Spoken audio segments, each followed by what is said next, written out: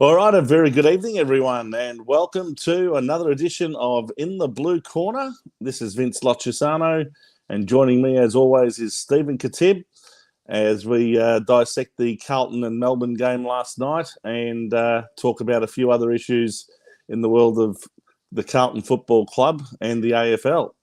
So if you'd like to join us this evening, by all means do so by making a comment or asking a question or giving us your opinion on our Facebook page, which is the name In the Blue Corner. And, of course, as well, you could do it on our YouTube channel of the same name, In the Blue Corner. So, Stephen, good evening to you, mate. Good evening, Vince. How you doing, mate?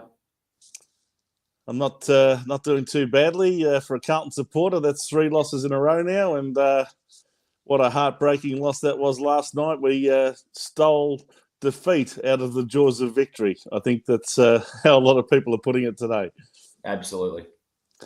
Exciting game of football. I think the first half was a real tug of war, if you like. A lot of heavy tackling and a lot of stoppages and not a lot of free-flowing play. Not a lot of goals either, but it did open up a little more in the second half. And geez, it went all the way down to the wire, didn't it? Certainly did. I think Michael Voss did a really good job from the coach's box. I think he turned it into a bit of a war of attrition. I think that's the way Carlton wanted the game to be played in a more contested way. And obviously the challenge would have been put out to the players during the week to lift that contested ball and contested style of play effort from the previous couple of weeks where we'd been certainly strongly beaten in that area of the game. From there, just being able to hang in there within, even when they were behind 11 points, I think was the greatest margin. Just within those couple of kicks, hanging in there, and then having the ability then to potentially mount a bit of a charge was a really, really good game plan. Because if Carlton would have the game more on Melbourne's terms, where you had those midfielders in more open play, I think that it would have been a lot harder. So great effort, and also to note, although Melbourne did have more of the play, probably more of the 50 entries and more of the ball in their forward line. To a really positive note, getting Harry Mackay back into form by allowing him to use his athleticism more rather than one-on-one stationary marking. I think that's been what's happening in the previous week. So that Pagan's paddock type of play where all the players had pressed right up the ground, whether that was by design or not, or purely because it was, there were a lot of stoppages during that game. But having that compressed bunch of players and almost Harry drifting offside, if you want to use round ball parlance, then run into the ball or sit back or sneak back and really use his athleticism. So the Melbourne defence had to sort of track him. Yeah. That opened up the forward line as well and allowed Curnow, although he didn't have a great night, to have a bit of separation there. So I thought there was some real differences from the style of play, the effort, obviously the technical. So you give the coach's box just as much of a tick as you do the players. I think definitely. I think. Let's face it, the players would have been definitely challenged during the week, and Voss would have had to think of what game plan he could come up with to beat Melbourne. Yeah. And again, maybe it's not necessarily completely all by design, but it was a very different Carlton. It was a very, very different Carlton the way they played. The players tried and played well, but I think that really it was great coaching that allowed Carlton to hang in the game and then be able to sort of get a few goals at the right time. Yeah. Yes, I think it's safe to say that the players really did put in far more of a 4-quarter performance than what we've seen for many, many weeks.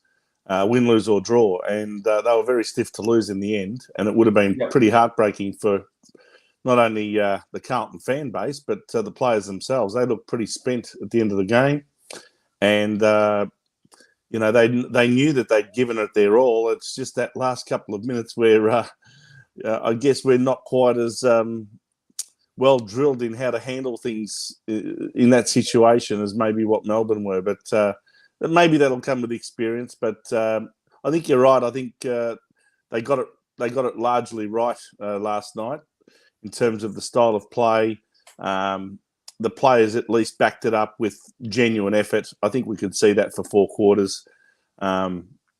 Maybe, a little bit of an experience there towards the end where we had the ball. All we had to do was milk the clock for a little bit. And I think there was a pass. I think it might have been Matthew Owies who passed it back to Adam Sard, and he didn't kick it long enough for Sard to be able to mark it. Now, because of that, it was play on, and Sard had to basically kick the ball up high and only managed to kick it to roughly the wing position, and then Melbourne took it away, and that's what created another forward thrust. And, Cozzy Pickett, to his credit, I watched that bit of play a few times, and he positioned himself brilliantly at the front of the pack and was in a position to accept a quick hand pass and good enough to skirt around a couple of Carlton defenders that were making a late charge at him and managed to just get that boot to ball and an exciting goal to win the game with only 11 seconds to go on the clock. But, I guess Melbourne have just got that little bit more finals-type experience because really it felt like a finals-type game, didn't it? It did. It certainly did. It was very competitive. It was very contested. And look, we shouldn't still be happy with the result. That's what. No, of course we're not happy. Far from it, because we're still not in a position to guarantee ourselves a final spot. Now, we'll talk a little bit about the machinations of that shortly, but that's 3 losses in a row. That's what the history books will show, and we've got to try and pull something out of the bag this week against Collingwood, who lost today. First time in 12 weeks that they've lost. They lost to Sydney, so they've dropped down the ladder because of their relatively poor percentage compared to the other top 4 sides. So they'll be doing everything they can to get back into that top 4. So it's a game that really has both sides desperate for one reason or another to win that match. So it's going to be huge. It potentially could be 90,000 people there at the MCG next week. Yeah, good for the balance sheet of the club, although they share the gate. It's a Carlton home game, so they timed that one well. Do they share the gate takings with the home? I'm not sure. Yeah. We have a comment here from Paul Guardabascio. Have I said that right? That was as good as last week. I think that was the same. How are you, Paul? Good to see you joining us this evening. Owies not hitting Sard cost us, along with the umps. Okay, well, I'll ask Steve for his opinion on the umpires, and I think he said something else after that. I forgot. Cripps was dragged off the ball, essentially. The Cripps decision, yeah. Look, I don't know. I think we certainly didn't get the rub of the green last night as much as in some other weeks. I think the free kick count might have been 23-12 or something along those lines. But look, just because it's out of balance, it doesn't mean that the umpires have necessarily umpired against you. It's they pay what they see at the time. I mean, the free kick count could be 40-5. At the end of the day, if one side's giving away free kick after free kick after free kick, they're going to pay it. And if the other side is that disciplined that they don't give away free kicks, well, then you're going to have a lopsided free kick count. So I don't ever pay attention to how many free kicks each side were given, and there's no rule that says it's got to be pretty even. But I do accept that decision was one that the umpires might have missed. I think Cripps got pulled off the ball there in Carlton's forward line. If that had been paid, he would have had a free kick in front of goal, and I guess the result could have been a lot different. But anyway, it is what it is. The whistle was put away, though, during that part of the game. I think that's what they do. Yeah. Look, it was really like a finals game last night. It felt like a final. And, it was that tense and that that style of football that we're talking about, that sort of contested man-on-man type play, was very much the case from go to woe. Felt like a final. And that's, as I said earlier, that's, I think, how we wanted to play. Because if we let Melbourne open it up, I don't think we could have gone head-to-head with them that way. I think they would have beaten us by the best part of 6 goals. Yeah. But in turning it into that contested game, that favoured us. Again, I know the coach doesn't always get the praise, but I generally believe that how he was able to turn that around was really a huge positive. Look, in all seriousness, when both sides are going at it at capacity, they're quite evenly matched. I always went to that match last night thinking we could win because I'm not a great rep for Melbourne's forward line. And, you know, they were fortunate enough to have a guy jump into form last night who hadn't really shown a lot for quite a while, called Jake Melksham. And he was a real target for them up there in the absence of Tom McDonald. Ben Brown didn't do a lot. He only took the one mark there, an important one, and a resulting goal as well in the last quarter. But he only scored the one goal for the night. And you had other key position players like Mitch Brown and Sam Wiedemann not playing in the seniors either because they're out of form. So in the absence of Tom McDonald through injury, their forward line's quite brittle in my opinion. And Bailey Fitch didn't do a lot last night either. So I think it was fortunate for them that they had Melksham all of a sudden find some form. I think we learnt, and I don't think we're here to necessarily write them off, but I really believe that it's going to be hard for Melbourne to win the flag this year. Very difficult based on. I don't think they're quite to the same level that they were last year. And, you know, if we had have got across the line last night, that would have been their third loss in a row. And also, you know, as it turns out, both sides went into the game only having won 4 of their previous 10 matches. So both Carlton and Melbourne went in with a 4-6 record over the previous 10 weeks. Now ours is 4-7. Theirs is now 5-6. So neither side's really been in great form in the last 2.5 months. No. But, you know, they were fortunate enough to have a little bit of luck there at the end and managed to get the win that, I guess, solidifies their top 4 spot. But they wouldn't want to lose to Brisbane this week because if they do and Collingwood happens to beat us, they'll be back down to the 5th position, I think you'll find. Absolutely. They just don't have the amount of contributors that they had last year playing well. They're really leaving it to too few there, but nonetheless. Funnily enough, there's probably only 2 or 3 players in the side now that weren't in the grand final team, the premiership team of last year. Yep. So the most important one, I believe, is Tom McDonald. I think the other one's that little Bowie, the little red-headed kid who played only 7 or 8 games at the end of last year and kept his spot for the premiership. Yep. He's out of the team at the moment. There is one other, and I'm struggling to remember who it is. But, you know, they only had, as I said, Melksham was in the side. I think it might have been James Harms was out of the side as well last night, but only through omission. Medical emergency, I think. Yeah. Only through omission. So, yeah, their team is almost the same as it was in last year's premiership team. I think it's more of a mental thing with them. I don't think they're quite as selfless as they were as last year.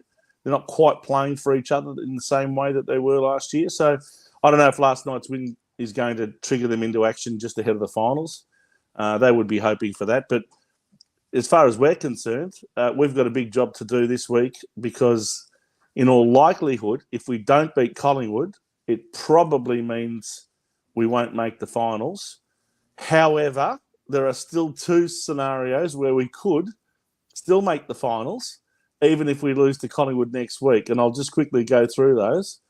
One is if the Western Bulldogs happen to lose to Hawthorn down in Tasmania next week, or even if they beat Hawthorn by, say, a slender margin of a couple of points or maybe a goal, and Carlton happens to lose to Collingwood by maybe the same margin, our percentage, which is at the moment, I think about 0.9% ahead of the Western Bulldogs, it might still be enough to get us over the line and, you know, literally sneak in by the skin of a bee's you-know-what.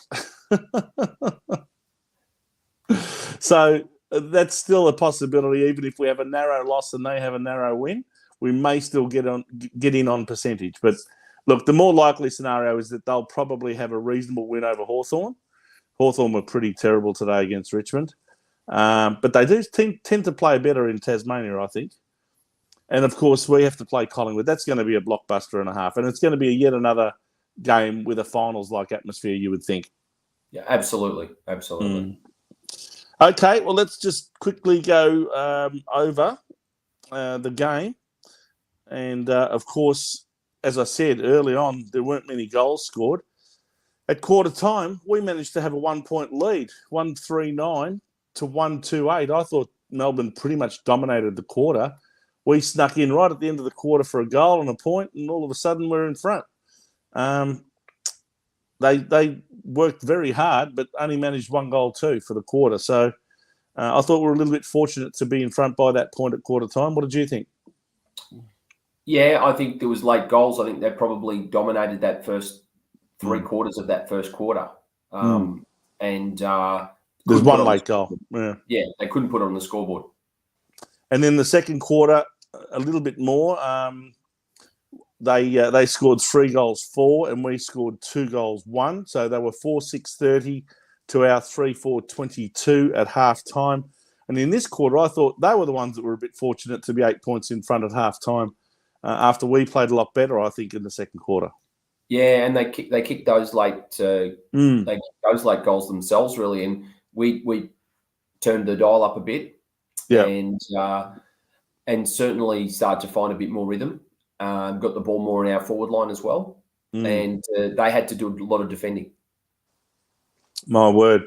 Then, of course, after the main break, both sides went to work, and at one stage we got up a little bit of a lead, but of course Melbourne fought back and ended up being in front at 3-quarter time by 3 points, 7-11-53 to 7-8-50. That was the first time we'd really taken a lead that was more than a goal. But again, they fought back, kicked the last 2 goals of the term, and well, I guess it set it all up for an exciting last quarter, which was, in the early stages, they continued to hold a slender lead, but then we got to work and got out to a 9-point lead at one stage. Yeah, I think as the game started to open up with players fatiguing... Sorry, not 9, 8 points, sorry. Yeah, as the game started to open up with players fatiguing a bit more, some of our wider players, Cottrell and others, started to get... There was a bit more run, there was a bit more spark, there was some... the ball was pinging around a little bit more, and it wasn't as contested. We looked like coming home a bit more stronger. Desperate. There were players just whacking it onto the boot and pushing it forward. It was all about territory, wasn't it? Absolutely. And that was really telling. It showed that there was certainly spirit and heart with the players. The only challenge was getting some clean possession in the forward line, hitting targets. Melbourne kept sort of defending and clearing the area, and it was coming out and coming in again all the time. I think there was one, I know we pick on little moments. There was one little pass where Charlie Curnow tried to thread the eye of a needle, got intercepted, and then the Melbourne player intercepted the ball. Now, you want players to take risks, but then sometimes you don't want them to be too cute. At the same time, you don't want them to be too conservative. But that little one was probably... There's a couple like that. I think Patrick Cripps even kicked one that went straight to a Melbourne player. That's right. And had a similar result. So, yeah, you can look back on those little incidents and turnovers, and they result in goals, and you think, well, if that didn't happen, they wouldn't have won. But you could isolate all sorts of examples from the very start of the game. So to just isolate, 1 or 2 moments is probably being a bit picky. But I agree. Yeah. Look, the fact of the matter is we were 8 points in front, and there were exactly 3 minutes and 1 second on the clock, and that was after Charlie Curnow's goal. You've watched the And replay a few times, mate. after Charlie Curno's goal, I watched the replay to They're find out how much time was left. Because I was there live, I didn't have any idea how much time was left. So I had a chance to look back on those last few minutes, as I think a lot of Carlton people might have today, begrudgingly, just to see what went wrong, how we went wrong. And I think when you're 8 points up and there's only 3 minutes left on the clock, if you're a really professional outfit and you're experienced in this sort of thing and you've practiced certain drills to milk the clock down, as all teams, I'm sure, do, that sort of scenario shouldn't happen where you get done in the end, because I think they got another point. I think Ben Brown might have kicked a point. That's right. And that brought him back to 7 points down, and that was with less than 2.5 minutes left.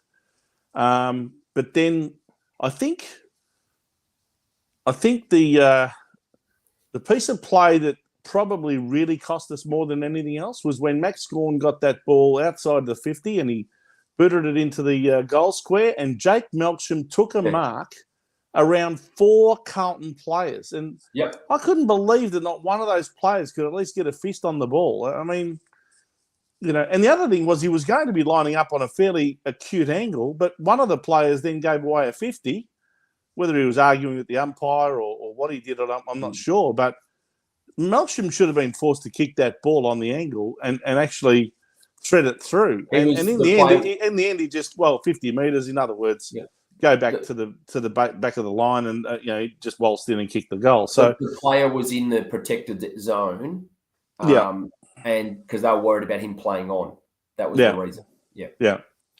I think that was the play that really, really cost us, because then that put them only a point behind, and with still over a minute left on the clock, and that's when it was became desperate for us.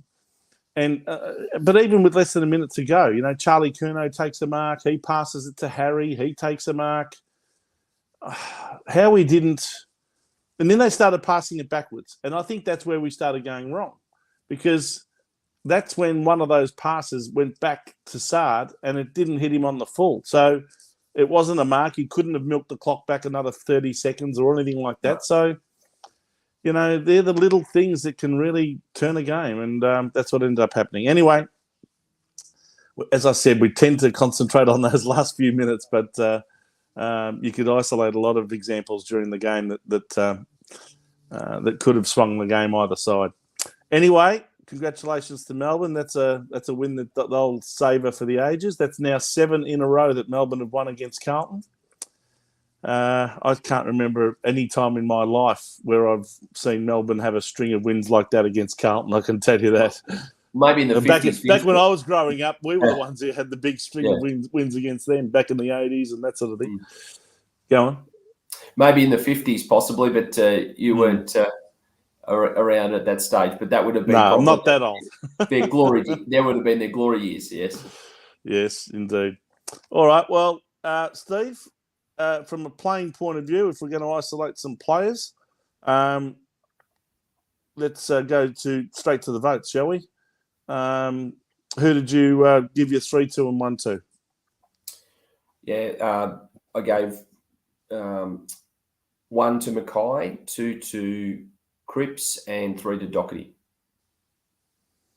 Okay.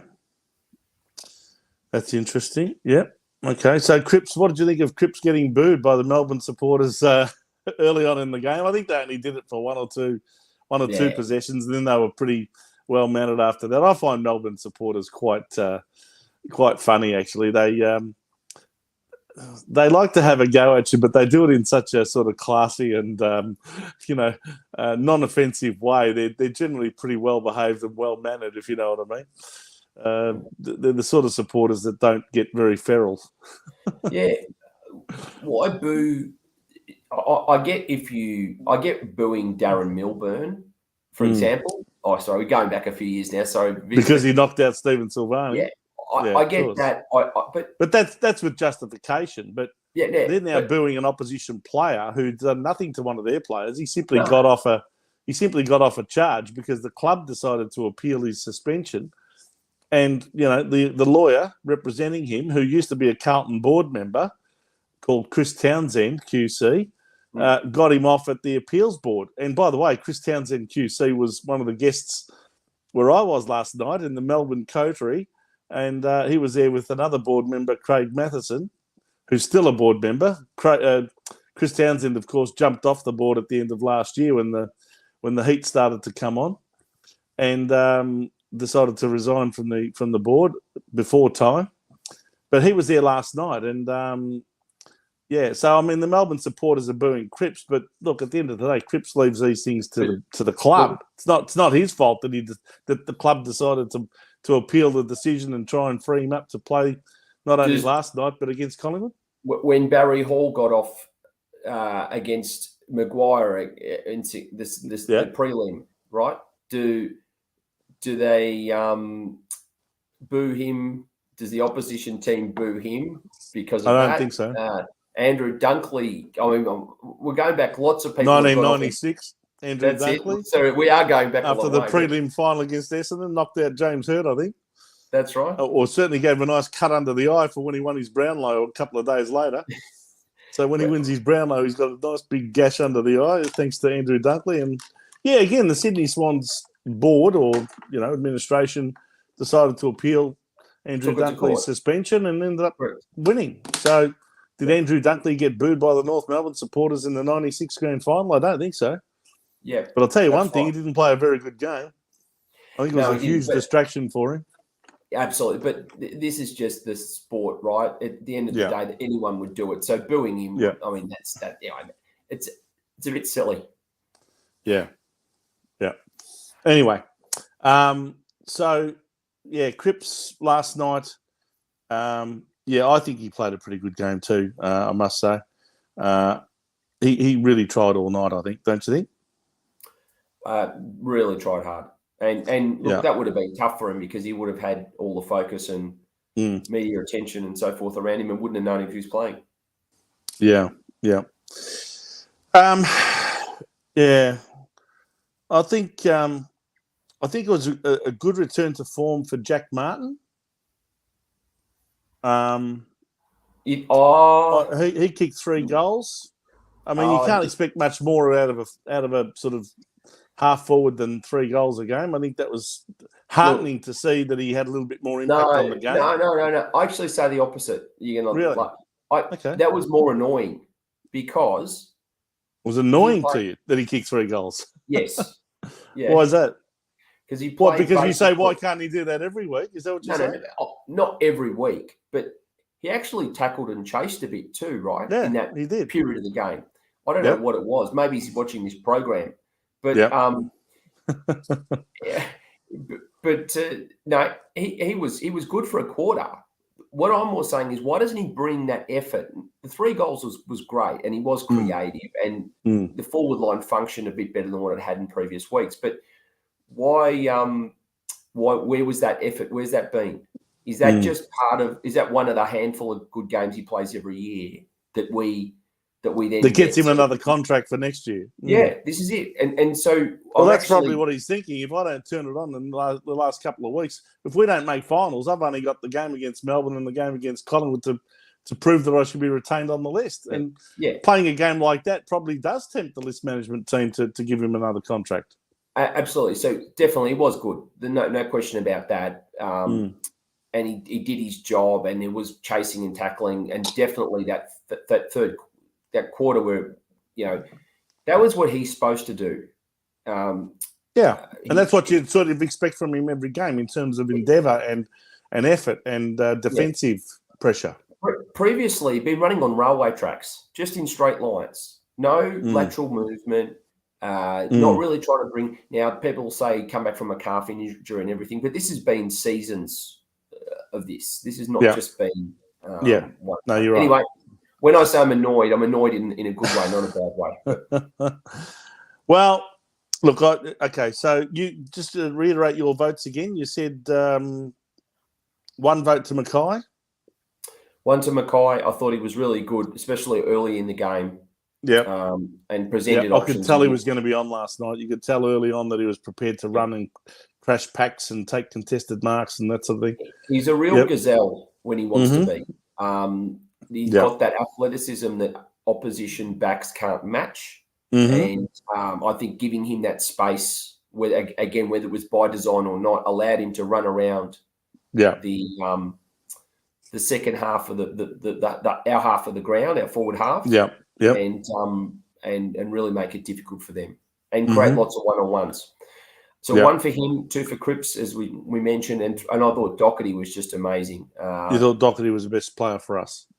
Yeah, mopping up across the half-back line. I know he may have got a lot of possession the week before and butchered it, as you said previously, but I thought he was very effective, helped us set up a lot of attacks, and also was really, really competitive. Yep. Well, I think you're right. I've done exactly the same. Oh, okay. I thought Mackay had impact in the game. 3 goals, 1 from 9 kicks, and 1 hand pass. He took 7 marks. Even did a little bit of work in the ruck. He got 3 hit outs, but I thought he had an impact in the game more than most. I gave two votes to Patrick Cripps for the same reasons that you mentioned, and I think he played a really good game. He had 12 tackles as well. Yes. And also Doherty, again, for the same reasons that you said, 28 possessions, 17 kicks, which, I think that ratio is a lot better when you see a player with 17 kicks and 11 hand passes, whereas Cripper was 9 kicks and 17 hand passes, obviously doing a lot of clearance work around the middle. Yeah. But Doherty also 10 tackles, and the two of them, who are our most senior players, really showed the way from a tackling point of view with 10 and 12 respectively. A couple of special mentions. I reckon that Setterfield was really good, and that's probably this again. You want to be annoyed. Here's another player I'm a bit annoyed with. Although, I thought I'd give him a mention. Yep, 26 possessions. He worked hard. Laid 6 tackles as well. It was awful the week before. So he's gone from playing pretty much, B+ games one week, D- the next, and he's back to B+. Yeah. Frustrating, isn't it? He can do it though. And you know the best part about Setterfield? He really got under Oliver's skin without giving free kicks away. And he was really doing a bit of a run with type of job on Oliver. And he absolutely got in his head. It was the sports psychologist things, the sports psychologist dreams are made of that. Like he really got right into him to the point where he'd been giving free kicks away. You could see him quite emotional. I think that was superb. Yeah, you're right. No, I agree with that, and well done, because Oliver, while he had a reasonable amount of ball, I think, what did he do in the end? 29 possessions, laid 9 tackles. It's not like he had a poor game, but his effect on the game and his impact in the game wasn't match winning. I thought the best player on the ground, without an absolute shadow of doubt, was Angus Brayshaw. He was amazing last night. And to his credit, Max Gawn was really effective right across the ground, not only in the ruck, but 33 hitouts in the ruck. But also got his 20 possessions and kicked the goal. So ain't much more you can expect from him. And of course, complemented by Luke Jackson, who also got 19 hitouts in the ruck. I think their ruckman absolutely dominated ours. I think you'll find that from a hitouts point of view, I think Pitnet got 27, Jack Silvani got 6. But it's a real area that we need to work on in the off season. I think we need to look at what's going to work in the ruck for us, because so far this year it's been a real mixed bag, and I don't think we're going to win a premiership unless we get that side of part of the side right. I agree. We've got a few comments on that on the screen actually. Gina Harris. Good evening, Gina. Question which I've been listening on other groups. Do you, Steve and Vince, think what's this? If TDK played, it would be a different result. Well, who knows, Gina? I think, no one can really answer that question, but I did wonder about the wisdom of that decision. I don't know that I would have made that decision unless he wasn't fit, because he played two pretty quiet games in the last couple. I mean, those losses against Adelaide and Brisbane, he was pretty ordinary. So to be dropped, it wasn't a total surprise. But from a point of view of matching up against Melbourne, who have got two of the best ruckmen going around in Gawn and Jackson, that was a lot of work left up to Pitnet. And I think I probably would have played TDK. So when you are they saying and not had Silvani go and pinch hit in the ruck? Are they saying play TDK and Pitnet in tandem? Is this what everybody's saying? Well, like Gawn and or Jackson, replace, or replace Pitnet with, because Pitnet, when the ball hits the deck, he's useless. He's ordinary. Yeah, very ordinary, and he has been. He may win the taps, but whereas Gawn and Jackson are actually really good underneath their knees. Absolutely. So, and he's slow too. Now, I mean, and by the way, I think Luke Jackson's work around the ground and taking marks around the ground was excellent as well. He kicked more goals. He really impressed me. And he missed a few goals too, Jackson. And he missed a couple of shots for goal. He didn't kick a goal on the night. He could have easily kicked two. But anyway, look, I tend to agree, Gina. I probably would have left TDK in so that we had two genuine ruckmen that could go up against the other two genuine ruckmen. Anyway, Pitto was the best choice because of his physicality, of giving space to Cripps and Co for the clearance. Okay, well, I'm not saying I wouldn't have played Pitto. I'm saying I would have played Pitto. That's Peter Vlahos. Good day, Peter. I would have played him, definitely, as our number one ruck, but I would have still had TDK as a backup rather than Silvani. So when Chera was out, that was another telling blow before the game, having another midfielder, to have to cover somehow. And it just goes to show, even Walsh, by the way, I'd give Walsh a bit of a mention as well. He didn't get my votes, but he still got 27 possessions and played a pretty good game, I thought. Setterfield came in for Chera. Now, arguably, Setterfield's played a better game than what Chera would have played. I was getting, So I mean, would you have got, especially the way the game was played with it being so contested? That was like, touch wood. I know here we are knocking a boom recruit, and I know you don't care what their wages are. Chera's not exactly a contested player, is he? No, more of an outside type player. So did Chera have a tight groin, or did actually Voss think, you know what? Maybe we'll drop him. We'll drop him, but we'll do one of those media jobs, one of those comms. So that we don't look like we're dropping one of our biggest recruits that we're paying most amount of money to. Correct. We'll just say that he's got a bit of a groin strain, and Setterfield, who we think will be better in the contest, we'll put him in instead, and guess what? He plays a really good game. General Soreness, is that the one? Yeah. Geez, we're what's the word? Cynics. Cynics, that's the word I was looking for. Geez, we're cynical, aren't we? I wonder why. For good reason. For good reason. We are talking about the Carlton Football Club here. Yeah, we are. That's true. Yeah. Yes. So anyway, I think that's pretty much covered the better players for the night. What did you think of Charlie Curnow's game? I know he kicked the last goal that Carlton had, which put us 8 points in front, but he kicked 4 points before that. I thought he was a bit ordinary, to be honest. He kicked 4 points, but his player that was on him, and the name escapes me for the moment. Yeah, Petty. He played Petty for Melbourne, number 35, Yeah, he played a fantastic game.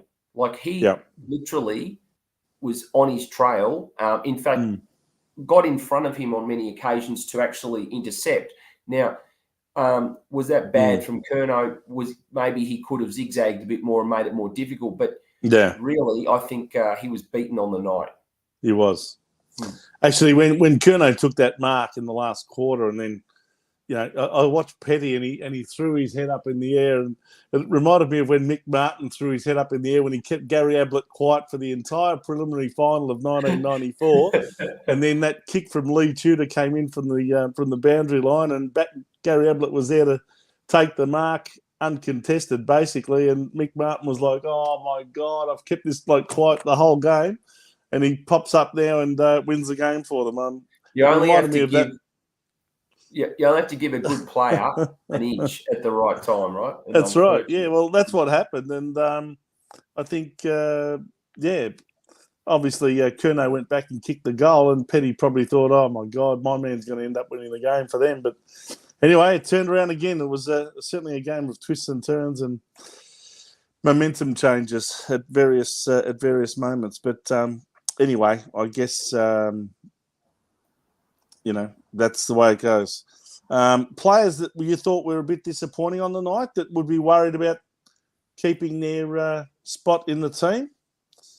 Paddy Dow, by the way, was the medical sub but was not used. He was obviously dropped from the previous game against Brisbane. So I don't know that Paddy Dow's ever going to play in a Carlton jumper again, to be honest. I think he'll end up being traded somewhere. He got about 30 plus in the reserves today. But you're right. Did the reserves win, by the way? No, they're in the same position. Oh, was that game against not Melbourne, Casey Demons? Or was it Casey Fields? Yeah. And it was a really low-scoring game. I think it was something like 6-13 to 5-6 or something. Yeah, it wasn't a spectacle. Wasn't many goals being scored. No, I think they modelled themselves on the seniors the night before with the type of game it was. But Melbourne or Casey Demons had won that one. So the VFL will actually now have to win there. There's a few scenarios, but they've basically got to beat Collingwood's VFL team to make finals. They're 8th as well. Right. So our VFL team's in a similar position to our AFL team, where they've got to win the last game against Collingwood to make it into the finals. Isn't that unbelievable? Gina Harris, another comment here. Setters was awesome, playing in the better position. How good was Stocker? Seriously, they need to keep believing in this guy. Hard at the ball, never stops. Yes, I must admit. Well, first of all, let me say up front, I'm a Liam Stocker fan. I like the way he plays the game. I'm still not sure that he nor the club really knows where they should be playing him, but I think, in essence, they played him on the half-back line most of the night. He played quite well. He deserved a mention as well, I think. Yeah. I think he had 15 possessions, laid 4 tackles, but did a lot of little things that really helped the team. What did you think of Voss's decision to put Nunes on Pickett? Because Nunes is a wingman, and he basically put him on a half-back flank come back pocket to mind one of the most dangerous players in the Melbourne forward line. And in the end, it was Pickett that put Melbourne in front. So, and I don't know. That was the one when I was looking at the defence, I was thinking, what's Nunes doing down there? He probably didn't want to put Saad there, though, because he wanted to use Saad the other way. Who else are you going to play on him? That's probably the thinking, right? I don't know that was the right move. When I saw it, even when I saw Nunes playing on Pickett, I thought, I hope this doesn't backfire, and it did. Who was the matchup for Pickett then? Who should have? That's what I'm saying. Oh, who should it have been? Well, I would have put Saad on him. Yeah, but they then think they're robbing Peter to pay Paul, because you then get a lose on the. Yeah, I understand that, but I think Saad's defensive skills have really improved this year, and I think he would have been a better matchup for Pickett than Jack Nunes. But I think that was a gamble that Voss took. Sometimes you gamble and you win, and sometimes you gamble and you lose. But because it was Pickett that was the one that actually put Melbourne in front, I'd have to say that gamble lost. Yeah, of course. I think. And the other players, you think, played an ordinary game that might be worried about their spot this week? Yeah, I definitely think that in the forward line. What about Motlop? He only got the 4 kicks, 2 hand passes. I was about to say that. 4 tackles, did not trouble the scoreboard.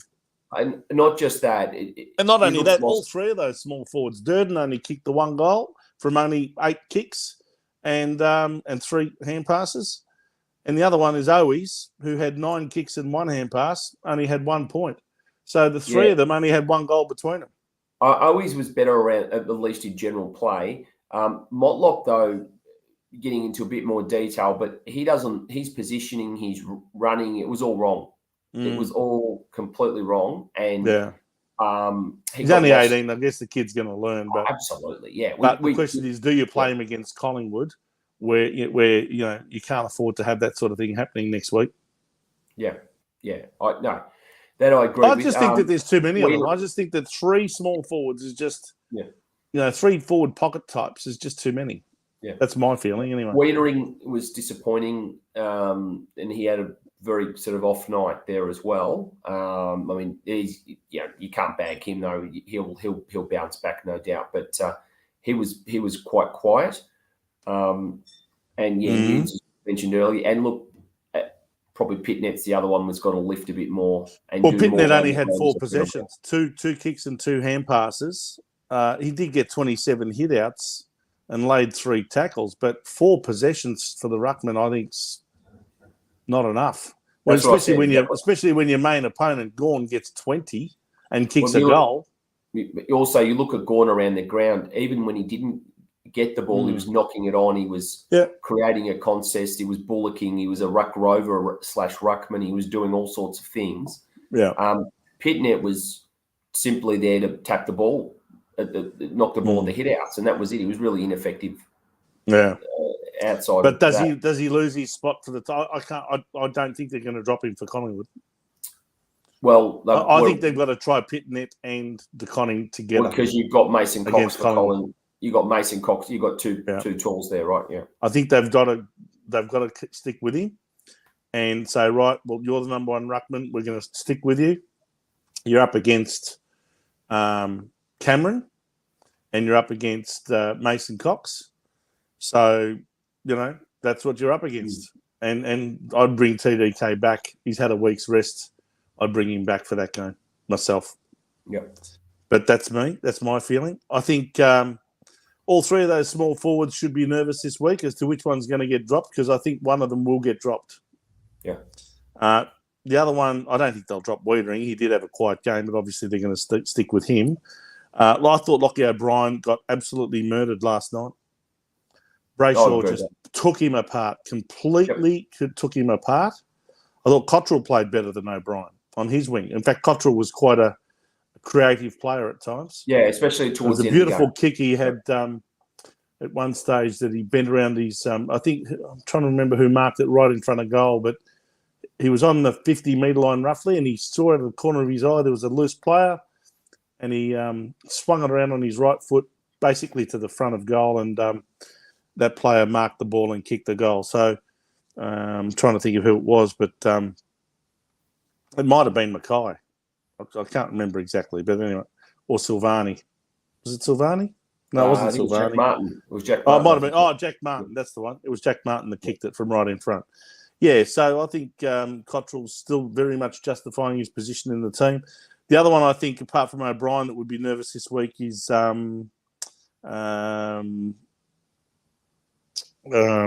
is he? Well, did I mention Nunes? Yeah. We did, yeah. So I think Nunes is the other one that would be nervous. Nunes, O'Brien, and one of the small forwards, I think, maybe dropped this week. And it all depends also on who's available to come back. The injury report had people like Zach Williams, to be available round 23. So they're saying the question is, do you play him in the VFL team this week that has to win to be in the finals? Or do you put him in the AFL team this week after, 15, 16, 17 weeks out? Yeah, I believe Hewitt. That's a bit of a gamble without playing any games at all in the VFL. Yeah, Hewitt's definitely not available. George Hewitt's back's obviously still a problem. Chera might come back. Yep. If his groin's not that sore after all. But again, I think it'll be interesting to see what they decide to do in this last round. All right. I think we've covered the game to a large extent. Anything else you want to mention about last night's game? No. What I will mention before we finish up on it is that now, after Richmond beat Hawthorn today, to go up to 50 points, because, of course, they had a draw with Fremantle. So they're half a game ahead of us now on the ladder. We are now in 8th position, still with 12 wins, 48 points, a percentage of 108.8. And right beneath us are the Western Bulldogs on 44 points. That's 11 wins and a percentage of 107.9. So you can see that they must win in order to make the 8. The other team that technically has an opportunity is St Kilda. They're also on 44 points, but their percentage is only 100.1. And I've got to say, I can't see them making up the percentage difference. Even if they were to beat Sydney by 100 points and the Bulldogs lose and Carlton lose, technically they could make it, but I can't see how they're going to do it. And then, of course, there's a 2-game buffer to Port Adelaide, who smashed Essendon by 14 goals today. 36 points, so that's only the 9 wins. They play Adelaide in a showdown next week. Gold Coast also on 36 points. They lost to Geelong pretty badly yesterday, so their percentages slipped down below 100 now. And then Hawthorn 32, Adelaide 32, Essendon 28, GWS 24, and then the 2 bottom teams both on 2 wins each, West Coast on 8 and North Melbourne on 8. So above us on the ladder, as I said, you got Richmond with 50, Fremantle with 58. So they can't go lower than 6th, even if they lose to GWS next week. Collingwood is on 60, only half a game ahead of them. So Fremantle beat GWS over there in Canberra next week. They could potentially get into the top 4 if either Carlton beats Collingwood and Melbourne or Brisbane have a heavy loss. It doesn't matter if they have a loss. It's only 2 points. So Melbourne are playing Brisbane. So if Fremantle wins, they will go into the top 4. How's that? Yep. They will go into the top 4. Unless it's a draw between Melbourne and Brisbane. That's the only result that can keep them out of the top 4. Yeah. If Melbourne and Brisbane have a draw. So that's highly unlikely. Sydney also, if they happen to lose to St Kilda. So there's lots of different combinations and machinations that could affect the top 8 next week. It's a doozy of a final round, isn't it? Definitely. Absolute doozy of a final round. And, of course, the team that's sitting above them all and looking like all over premiership favourites is playing West Coast at their home ground. That's Geelong at GMHBA Stadium. Gee, what a nice cushy run into the finals they've had. And they've won 12 in a row now, Geelong, and they are looking. I said a couple of weeks ago that they're reminding me of Carlton in 1995. If you remember when we won our last premiership in 95, we'd lost the grand final two years earlier against Essendon. What did Geelong do 2 years ago? They lost the grand final against Richmond. Then the year after, Carlton made the finals again in 94. Out in straight sets? That's right. Geelong effectively made the finals last year again. Out and got eliminated. Melbourne beat them over in Perth. And they didn't go anywhere. They didn't make the grand final. This year, they've got a lot of players in their 30s, just like Carlton had in 1995 with Kernahan and Bradley and Spalding and Madden, and the list goes on and on. A lot of players over 30. Probably their last chance at a flag. And Geelong, exactly the same thing. You know, they've got a lot of players over 30, and they have won now 13 in a row, or 12. Sorry, 12 in a row. 12 in a row. If they win next week against West Coast, which you'd expect them to at home, that'll be 13. Then all they have to do is play 3 more finals, the qualifying final, a preliminary final, and the grand final. If they win all 3 of those, guess what? They've emulated Carlton 16 games in a row to win a premiership. Yep. That's what we did in 1995. That's my prediction for the premiership. There you go. And we beat them. Funny enough. And we beat them in 95. So, and the other thing I've got to say is that the behaviour and overall demeanour of the coach, Chris Scott this year, looks more relaxed than I've ever seen him. And that's what happened in 95 with Parkin. He made comments like, oh, look, the players are coaching themselves. Seriously, that's what he said. The players are so with it that they are effectively coaching themselves. I don't really have to tell them what to do. Now, I think he underestimated his own effect, but nevertheless, Chris Scott's looking very relaxed in a very similar way to David Parkin. So, yeah, you can understand why everyone at Geelong would be feeling like this is finally our year. We've finally got the right mix of players, and we've won 12 in a row, and we're going to go for 16 in a row and do what Carlton did in 1995. The only worry about that game for Carlton supporters, Geelong versus West Coast, is that if it's a blowout, we don't want Jeremy Cameron to kick too many goals because Charlie Curnow's only 3 in front of him in the Coleman medal race. That's true. That's true. Yeah. So well, Charlie would want to kick a bag against Collingwood then, wouldn't he? Absolutely. That'll give Charlie a bit of added incentive to pull up his socks. He only kicked the 1 goal last night, so hopefully he can kick something like 5 or 6 next week, and hopefully Jeremy Cameron doesn't kick 9 or 10. I'm sure the players will be selfless, though. They won't just pass it to Charlie to get him over the line. They'll be focusing on the betterment of the team. I think that's the problem for Charlie, is that everyone's going to be focused on winning the game, whereas with Geelong, they may very well pass the ball to Jeremy Cameron at every opportunity and get him across the line for the Coleman. Yeah. Especially if they've got a nice, handy lead at half-time. Well, they can. They might do with Jeremy Cameron what Carlton did with Brendan Favola in that game where they got him to 99 goals. Against Hawthorn, yes. That's Against right. Hawthorn. Remember that? 2008? Geez, that'll never happen again. 2 players going for 100 goals. But anyway, wasn't Alistair Clarkson prevented history from happening that night. Well, how good would it have been to have 2 players, both in exactly the same game, in exactly the same round, the final round of the year, both get to 100 goals on the same day at the same ground? Yeah. The idiot prevented that from happening. But anyway. That's football. That's sport. Yeah, I know that's football. I think he'll probably get the job at North Melbourne. What do you think? Well, it's all looking like that now. Like he's going to be bringing across all of his favourite friends and assistant coaches with him. Yeah. It looks like.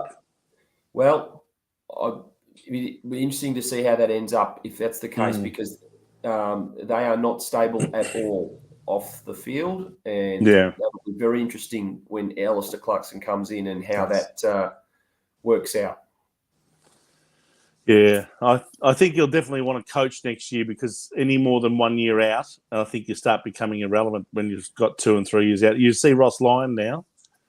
If he doesn't get a job next year, I think it's almost see you later, Ross. You've had your time. But Vince, North Melbourne you're not walking in to Geelong. You're not walking No, but you are walking in where the place cannot get any worse. So whatever he does at North Melbourne, even if he just gets them up the ladder a few notches, and one day maybe after 4 or 5 years gets to play finals, they're looking at it from a long-term point of view. I think they have no other option but to get the very best available coach, throw whatever they've got to throw at him, money-wise. I mean, don't get me wrong, there's a soft cap to consider as well, because if you pay Alistair Clarkson $1.5 million a year to coach him, you're not leaving that much to attract other assistants. What I'd be saying to Alistair Clarkson is, look, here's $2 million out of our soft cap. How you want to divvy that up between you and your assistants is up to you. If you've got to offer Todd Viney 350, well, that's what you've got to offer him. If that means you've got to sacrifice 100 or 200, well, that's up to you. How you want to divvy up your $2 million is up to you. The thing is, mind you, so long as you actually don't keep all $2 million, we expect 4 coaches. We expect you plus 3 others. Yeah. I think Collingwood got it right with Craig McRae, and they're obviously not paying him too much because he was able to attract Justin Lepich, Brendan Bolton, and others. So they've got a good mix of coaches at Collingwood. The thing with Clarkson, though, it has to be really clear that unlike with Malthouse coming to Carlton, it's not. This is a rebuild, and you need to be. It's got to be all resources from a recruiting, a development perspective have to be aligned, and the expectation has to be there that it's a longer process. No doubt. I mean, anyone who went to North Melbourne and started promising, I'll get you into finals in the next year or two, they're kidding themselves. And I don't think the North Melbourne board would be stupid enough to even think that that's possible. Theirs is clearly a long-term rebuild. Yep. And look, it can be turned around, but you've got to have the right cattle there already to turn it around. And I'm not sure that they've got the list of players to be able to do that in a short term period of time. So, yeah, I agree. Apart from 2 or 3 shining lights like Larky and Cam Zerha and players like that, I don't know that they've got too many others that you would call, high impact players. I think it's going to be a long rebuild. So I think Clarkson went to Hawthorn in a similar fashion. The club was in a bit of a rabble. They'd had Peter Schwab there for 4 or 5 years, and that was after having another 4 or 5 years under Ken Judge. And Ken Judge didn't do all that much at Hawthorn either. So they went through a bit of a drought before Clarkson came along and turned that place around eventually. And 4 years later, got them to a premiership. Now, that was largely via the draft. He'd got Hodge, he'd got Roughhead, he'd got Mitchell, he'd got all of these players that were eventually proven to be champions of the game. So he's going to have to do it via the draft again and try and make sure that he and his list management team recruit well. And that I'm talking like he's already got the job. I'm assuming that he's going to get the job here. So it remains to be seen. We'll wait for the announcement. But I do believe it's looking like he's going to go to North Melbourne. And it looks like Port Adelaide are going to stick with Ken Hinkley for another year. That was the other team that I thought he might have ended up at because he actually was an assistant coach at Port Adelaide as well under Mark Williams many years ago. Anyway, interesting times. So, Steve, there was an article that we noticed recently to do with our esteemed president and his wife. Luke Sayers and his wife, I'm trying to remember her name now. It just escapes me. Kate. Oh, my, what's that? Kate. Kate with a C, I think it is, who were promoting the former federal treasurer, Josh Frydenberg, at the last election. Is that right? And it was discovered by one particular publication that the company that used to be managed by Luke Sayers was actually, I guess, granted by the federal government millions of dollars for work. So is it any wonder that Kate from Camberwell decided to promote Josh Frydenberg and his election material at the last election? That was interesting, wasn't it? Yeah. What did you make of that? Add to that Josh Frydenberg was recently, a few years ago, promoted as Carlton's #1 ticket holder. Yes. Add that level. Add that to the whole story, yeah. Yes. I'll tell you what, it didn't do any good because he didn't even win his own seat at the last election, Josh Frydenberg, which I found quite staggering, to be honest. But he was another victim of these teal candidates who happen to all be female, by the way. Gives new meaning to a blue ribbon seat, doesn't it? Anyway.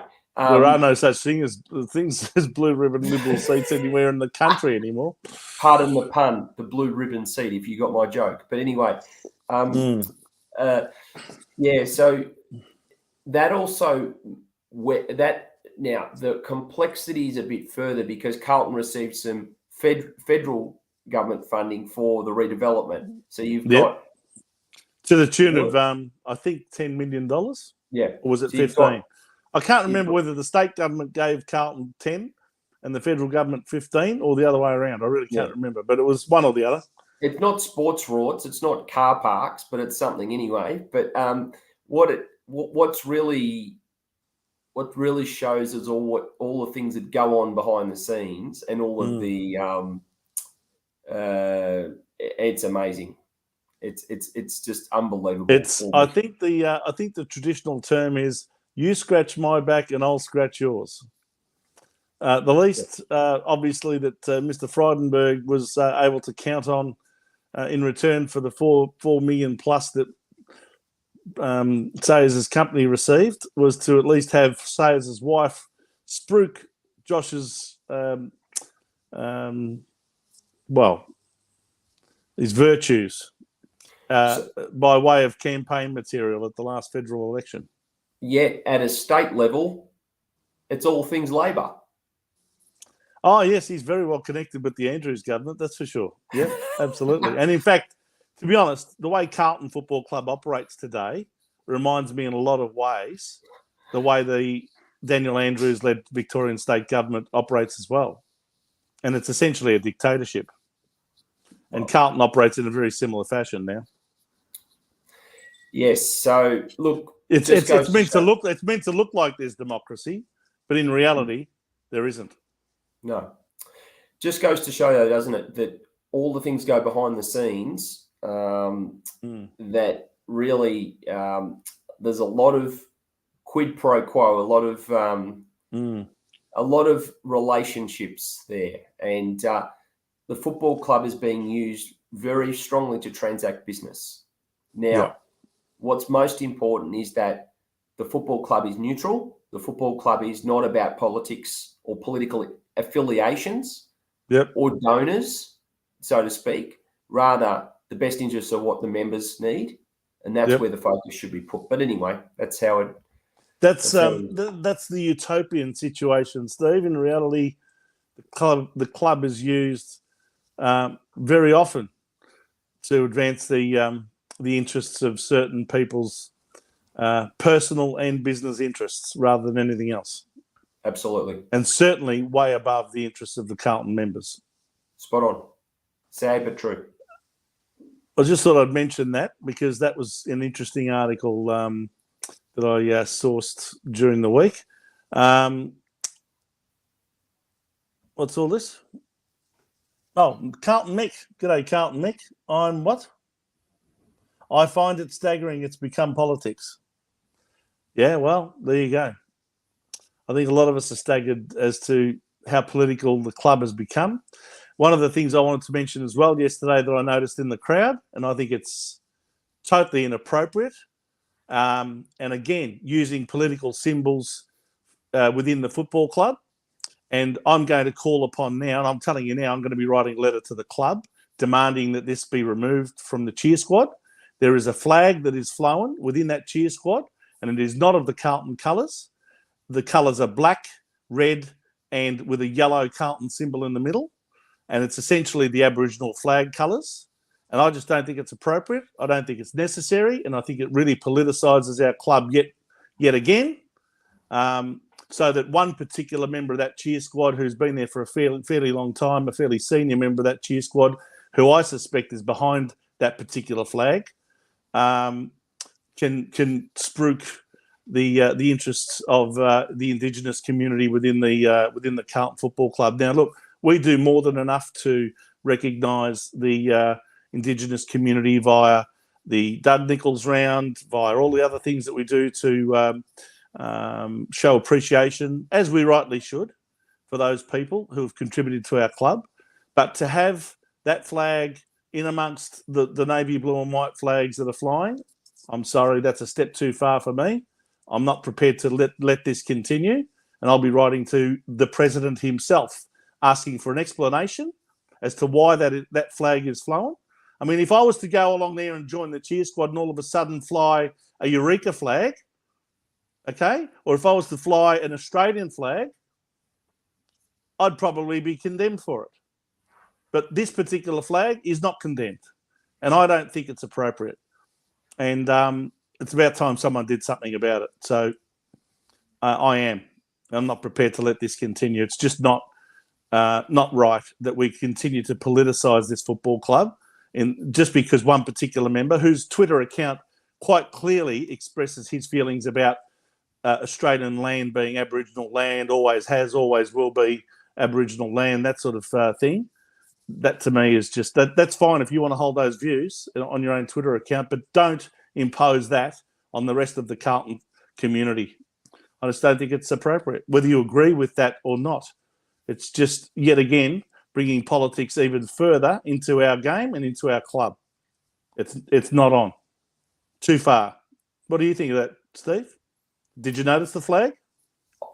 No, I don't know. How could you not? It's one of the biggest flags flying within the cheer squad. Yeah, I don't Massive know. red and black flag with a yellow CFC symbol in the middle of it. Yeah, I don't know what the regulations are of flags and what will be confiscated or what is allowed or what isn't allowed. Next, it'll be a rainbow flag as well, by the way, because there's another one of those flying around as well with rainbow colours on it.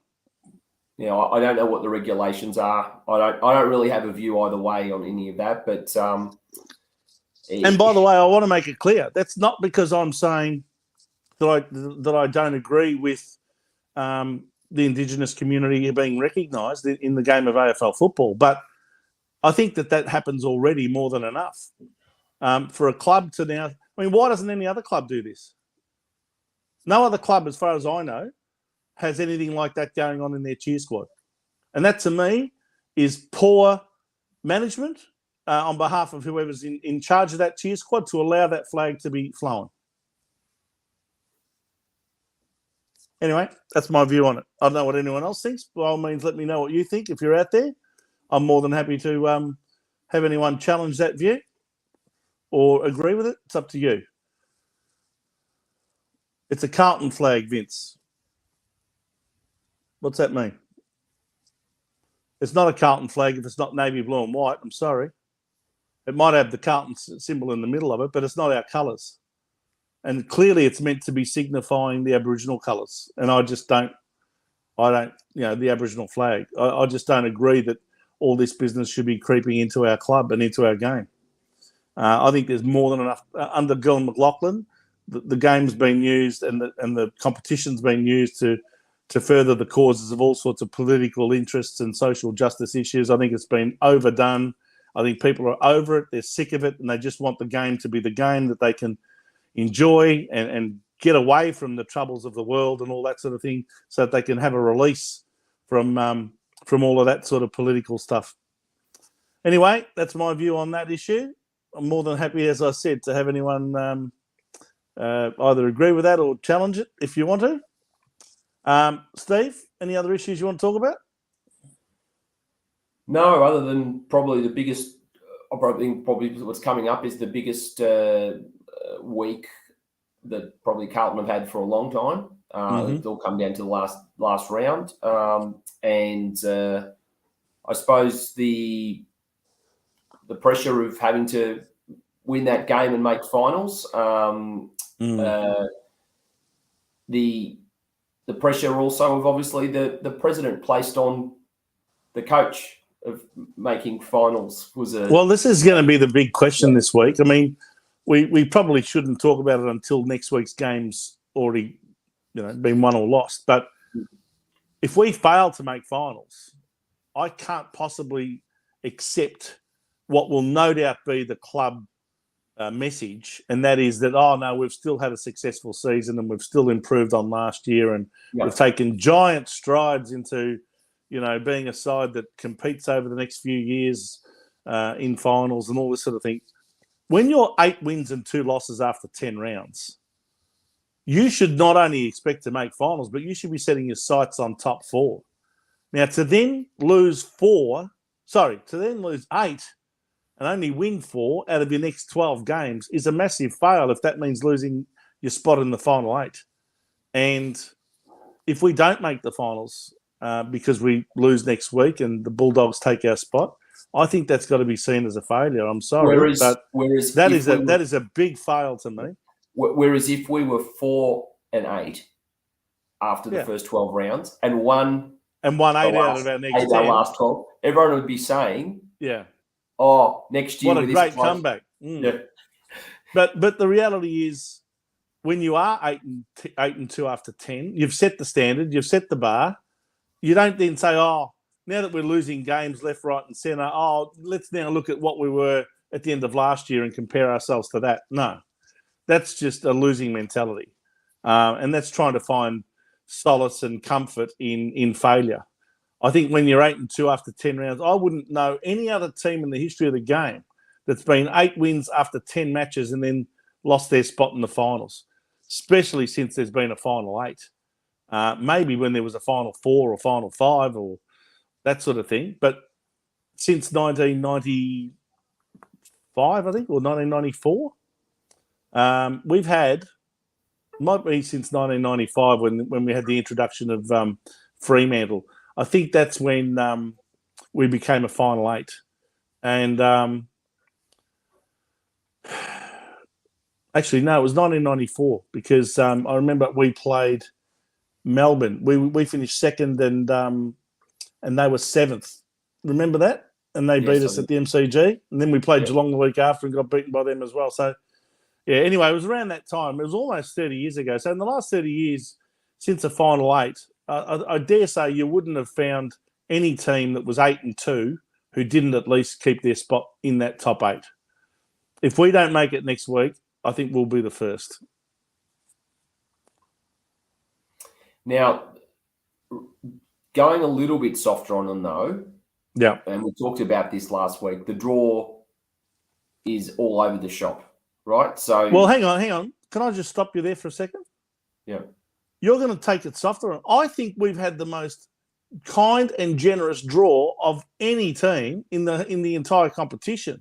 Our draw has been so kind to us. Let me finish. That really, it's almost criminal not to make the eight after a draw like that. But go on. I'll finish. So the draw meaning we probably shouldn't have. We were probably flattered because we played easier teams early. Yeah. So there was an imbalance on how good we probably thought we were, being fourth or fifth on the ladder. And yeah, that's like Melbourne. That's like Melbourne. Their first 10 games were 10 wins.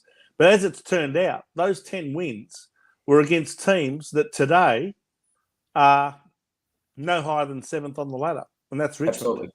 Yep. So in the top six, they've hardly beaten anybody in the top six. I think only Brisbane, when they played them at the MCG back in, I think it was in June, that might have been the only top six team that I think they beat. The others they lost against. Yep. They lost against Sydney. They lost against Fremantle. They lost against Geelong and Collingwood. We probably thought they were better than what they are because of that. Sure. But still, when you get those wins on the board, it's now yours to lose, isn't it? Yeah. Well, I'll tell you right now, if we had played 2 weeks ago against Adelaide and 1 week ago against Brisbane, the way we played last night against Melbourne, we wouldn't have a problem right now. We'd be comfortably sitting in the top eight. We should have brought that sort of effort against Adelaide or against Brisbane. We didn't, and we lost both of those games. And Brisbane, I just think, you can understand being a tough one, but Adelaide... sure, Brisbane is going to be hard for anyone, but that Adelaide game is the one that really, really cost us badly. Yep, agreed. And we did not bring any... It's almost like we turned up there thinking, someone will win us the game, but it won't be us, won't be me. To top it off, it was probably by margin, from a margin perspective, one of our worst losses of the year. Yeah. Well, I think we lost by 29 points, in the end to Adelaide. Anyway, yes, it's going to be interesting next week. Predictions, Stephen, before we finish up for the week? Look. Carlton versus Collingwood. MCG, Sunday, 3:20 p.m. Hopefully it's good weather. Hearts or minds here? Well, I'm just asking for a prediction. Through your heart or through your mind? Well, I'll give you. I'll give you my. I'll give you both of mine, heart and mind, shortly. Thank you. Yeah. So, what do you think? What's your heart telling you? The heart telling me we lift, and the players by a point. The heart's telling me the players understand what it's like to hate Collingwood. They watch the old tapes. They've watched the winners. They've actually taken some history lessons. Now you're asking way too much. Right? No. Let me finish. And they actually somehow run out in the ground with a bit of a different mindset about this particular game. Yeah. And maybe even talk to some of the past players about what it meant to them. All to the rest beat Collingwood, Yep. And okay. Yep. And therefore they come out and win the game. By how much? By 2 goals. Right? Okay. So what's your head telling you now? My head's telling me Collingwood are too even across the lines. They're too even. They're too well drilled. I like that idea, Peter Vlahos. Get Harmsy in the dressing rooms before the game. Yeah, why not? Yep. they're too well drilled, and their ball movement can certainly be very quick when they're on. Yep. And that'll trouble our defence. So I hate to say this, but I think they're probably, unless they beat themselves, they should win the game. By how much? Probably 3 goals. 3 goals. Well, Steve, let me put it this way, and this is how I heard Vince Sorrenti, that very famous Australian comedian, describe a result once. My head tells me Collingwood, my heart tells me Carlton. My liver tells me Collingwood, my kidney tells me Carlton. My large intestine tells me Collingwood, my small intestine tells me Carlton. So it's all going to come down to my arsehole. So let me tell you, everyone, it's going to be a tight one. Oh, dear. Pardon me for saying all that. Yeah. By the way... I've heard that one before. I have. He's very funny, Vince. Sorry.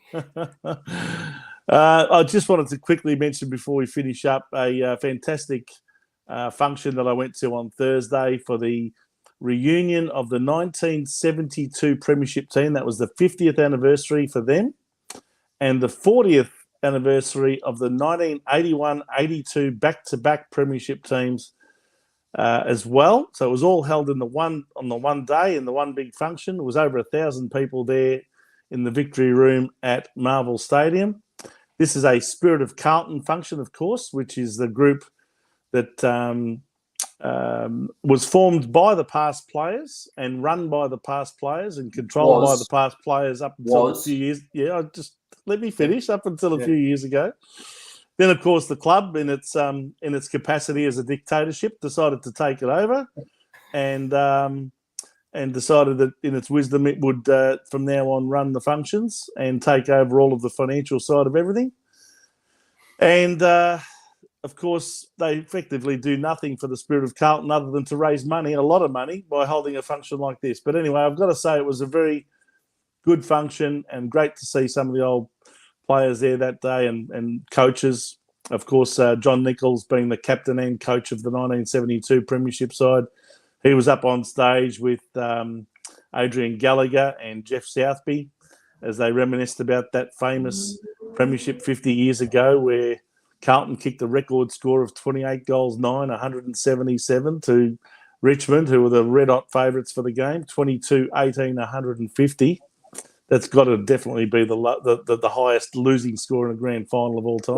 There was no stand rule or 6-6-6 in those days. No, none of that. And, of course, 28 goals to us, 22 to them, 50 goals for the entire grand final. I don't think that's ever been surpassed. So a fantastic final, and John Nichols told us the story about how he told all the players what the game plan was going to be and some of the moves that he was going to make, but he trusted them to keep all of this to themselves because he effectively did not trust any of the board or committee to keep it to themselves because they had big mouths, and he worried that they might spread it and the media might get it and the opposition might end up finding out.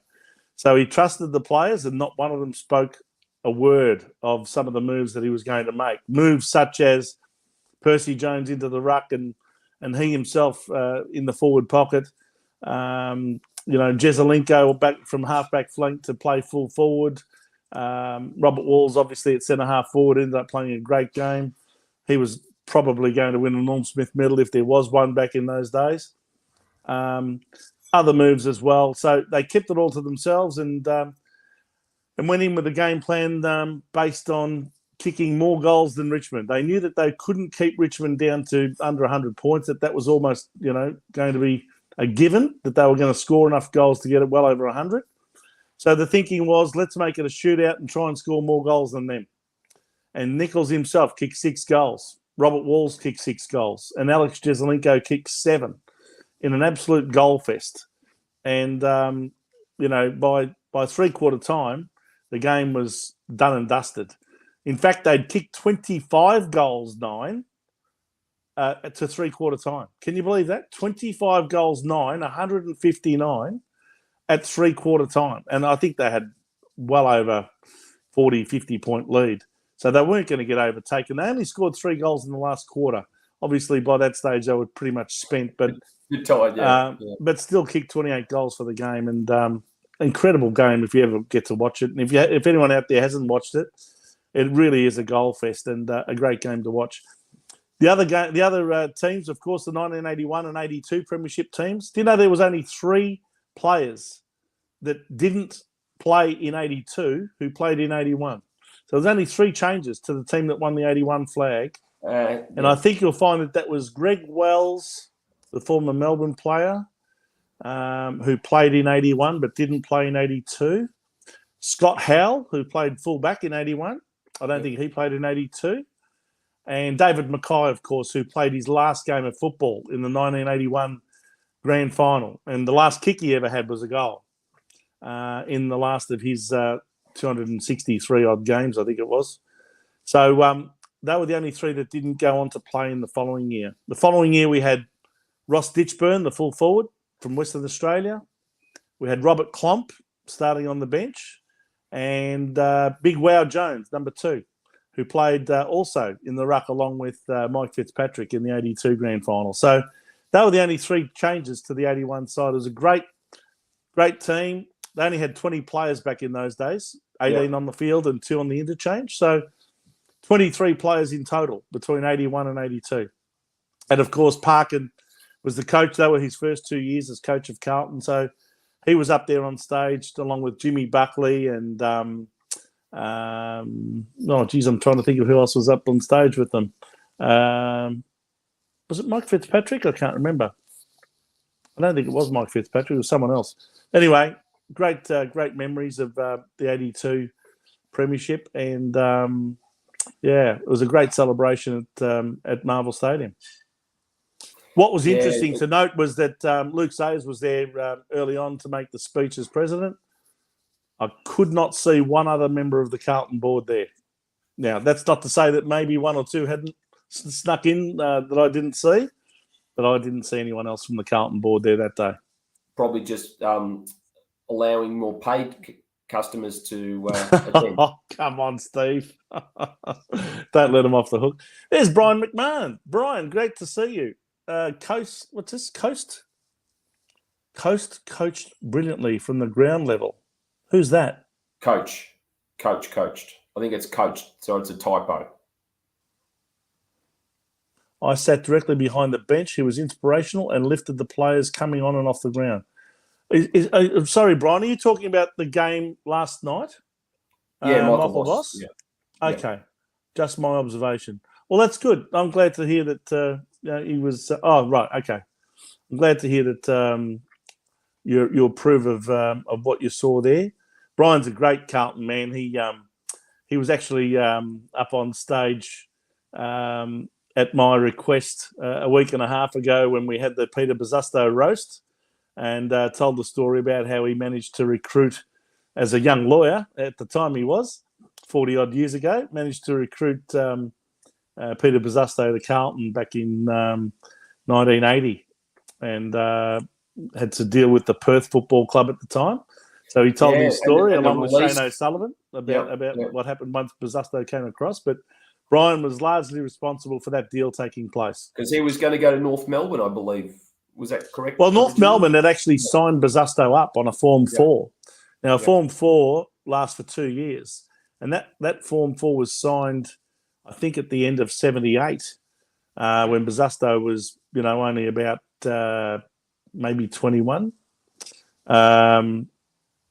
So that lasted until the end of 1980, and as soon as it expired, that's when Carlton jumped in and swooped on Bosustow at the time. They just had to get Perth to agree to the deal. So it was an interesting story. And yet again, Brian, thank you very much for doing that at the Peter Bosustow roast. We raised a lot of money for the Bosustow family. They've been going through a lot of hard times. So very much appreciated. And good to hear that you approve of the way Michael Voss is coaching from the boundary line. Good to see that happen in the last couple of weeks, because I think most of the year he's been up in the box. We swooped. Yes, you did.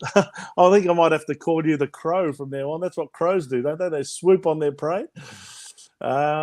Anyway, great to see you watching our show tonight, Brian.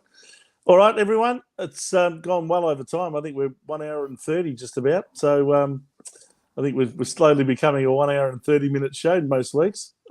Steve, great to see you, mate. Let's hope that Carlton can get over the line against Magpies next week and snaffle a spot in the final 8. It will only be either 7th or 8th that we finish if we win. Probably 8th because I can't see Richmond losing to Essendon next week. I think they'll win that game as well. So it'll probably be 8th, and we'll have to potentially go into state even if we do make the finals. But I think we'll cop that. We'll be more than happy to go into state if it means actually making the final 8. So I think most Carlton people would be relieved if we manage to beat Collingwood next week. Absolutely, it's a big game, and let's just hope we can give it our best shot. Yep. And by the way, my real prediction is Carlton by 1 point. So there you go. Let's hope we can turn a 5-point loss last night to a 1-point victory next week. All right, everyone. Thanks again for joining us on In the Blue Corner for yet another Sunday edition. We'll look forward to seeing you next Sunday night, literally a couple of hours after Carlton battle it out against Collingwood next Sunday at the MCG. Until then, we'll see you then, and go Blues.